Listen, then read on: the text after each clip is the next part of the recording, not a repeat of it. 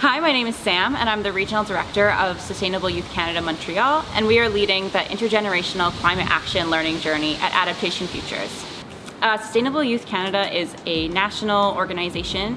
We have chapters across Canada. In Montreal, we work to build capacity within the climate movement for youth and also to enact local community initiatives which address local concerns. Youth are really on the front lines of the climate movement, and especially in Montreal here, where, for example, in 2019, we had 500,000 people do a youth-led climate march. So I think it's really important if you are interested in learning about local actions as well as just the youth climate movement in general. We took participants to La Falaise Saint-Jacques.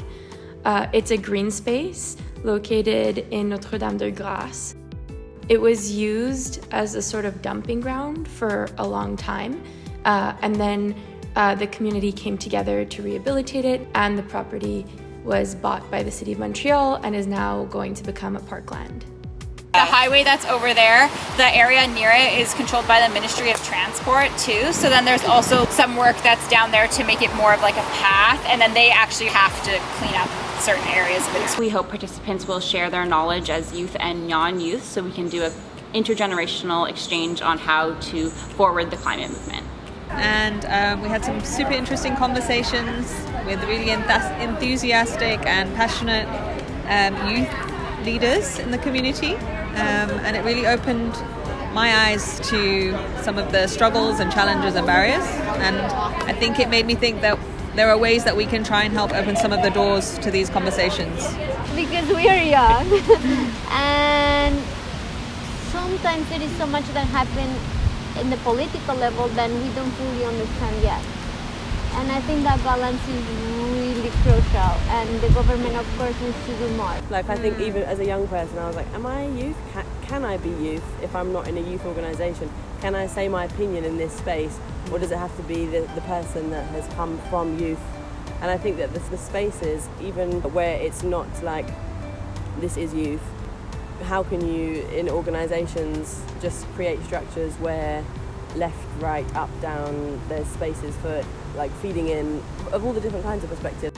It was lovely to be amongst the trees, walking, moving, and some really good conversations about the changes that we all hope to see, often that are common between different generations and countries and places, kind of the things that we all wish for, and then talking about how different groups can support each other, make those changes come to fruition.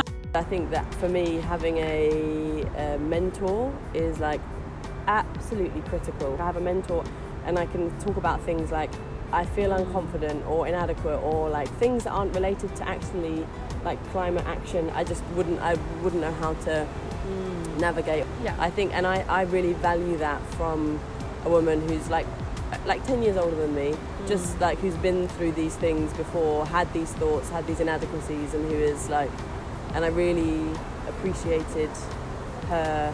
I appreciate her. So it's kind of an intergenerational project. All this seaweed landed in Mexico. Everybody in the community started working on what to do with it, and everybody's cleaning it, and when it came out of it is creating bricks. It's just pretty cool, and everybody has to work on it because it's so much.